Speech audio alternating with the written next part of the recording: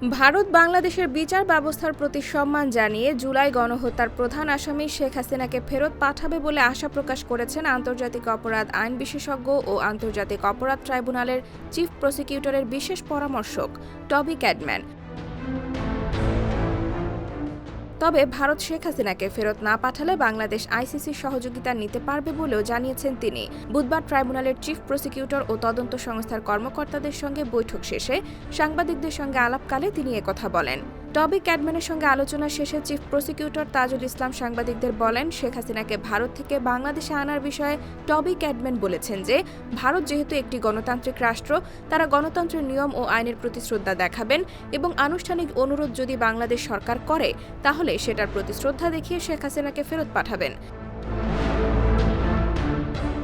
তাজুল ইসলাম জানান, টবি ক্যাডম্যান এটাও বলেছেন, আন্তর্জাতিক আইন অনুযায়ী ফর্মাল চার্জ হওয়ার পরে শেখ হাসিনাকে ফেরত পাঠানোর জন্য বাংলাদেশ সরকার যদি ভারতের কাছে অনুরোধ জানায় এবং ভারত যদি ফেরত না পাঠায় তাহলে তার অনুপস্থিতিতেই ট্রায়ালের বিবেচনা করবেন। এমনকি প্রয়োজনে আন্তর্জাতিক অপরাধ আদালতের কোনো সহযোগিতা নেওয়া যায় কিনা সেটি পরবর্তীতে বাংলাদেশ সরকার সিদ্ধান্ত নেবে।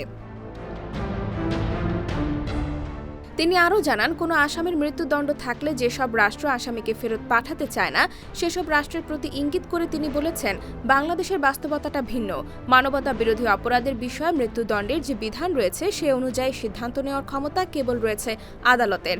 আদালতে ঠিক করবেন মৃত্যুদণ্ড দেওয়া হবে কিনা। বাংলাদেশ সরকার এই আইনে মৃত্যুদণ্ডের বিধানটি অ্যাবলিশ করবে কিনা সে সিদ্ধান্ত নেওয়া হবে বাংলাদেশের জনগণের চাহিদা ও বাস্তবতার আলোকে। IBTV USA, New York।